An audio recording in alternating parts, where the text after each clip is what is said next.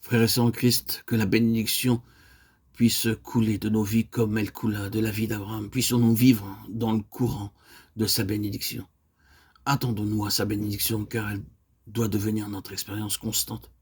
Je crois que le Seigneur veut nous préparer pour que l'Évangile puisse être de nouveau proclamé, et nous sommes en grand danger de limiter ce qu'il veut faire. Le plus grand obstacle aux bénédictions futures, ce sont les bénédictions passées. Il est tout à fait possible que le millier d'âmes sauvées puisse nous satisfaire au détriment des dizaines de millions que le Seigneur voudrait voir venir à lui. Chaque bénédiction qu'il accorde doit paver le chemin de celles plus nombreuses qui viendront. Et elle ne doit jamais devenir un obstacle aux plus grandes grâces qu'il est prêt à nous accorder. Nous devons avancer sans cesse, enracinant notre marche dans les profondeurs de sa bénédiction, de plénitude en plénitude, jusqu'à parvenir, oui, à sa bénédiction sans précédent. Il y a devant nous une œuvre bien plus grande que celle qui est derrière nous. Il n'est pas impossible que la grande salle que nous avons construite pour la proclamation de l'Évangile puisse devenir la limite d'une plus grande expansion. N'y a-t-il pas un grave danger à vouloir circonscrire la bénédiction de Dieu dans sa sphère? Dans le passé, il y a eu une constante augmentation. Cette situation nécessitait une salle avec telle et telle dimension. Mais est-ce que cela doit être notre étalon de mesure pour le futur? Ne nous attendons-nous plus à une grande croissance? Mettons-nous des limites à Dieu? Si nous acceptons ce qu'il a fait dans le passé comme la mesure de son œuvre future, alors sa bénédiction passée deviendra un obstacle à la bénédiction à venir. Nous ferons face à la stagnation et serons dans un état déplorable. Il y a maintenant déjà 20 ans que la plupart d'entre nous ont commencé de servir le Seigneur.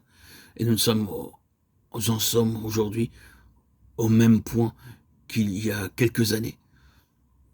Certains parmi nous sont engagés à son service il y a plus de 30 années. Cependant, nous en sommes encore là où nous étions si longtemps en arrière. Oh, nous devons nous secouer et être libérés de tous les filets du passé, même dans les circonstances les plus éprouvantes.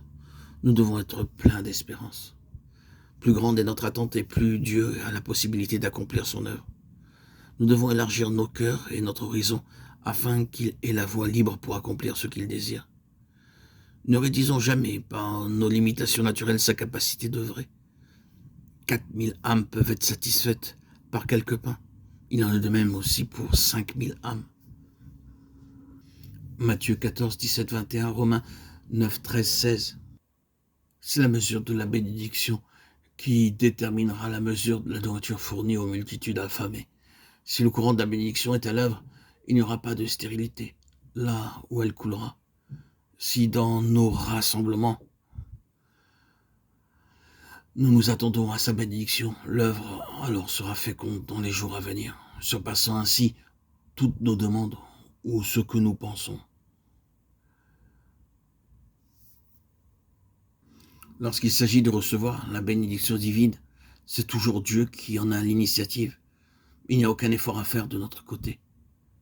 Mais lorsque sa bénédiction nous a été librement accordée, il suffit de peu de choses de notre part pour la voir s'envoler tel un oiseau.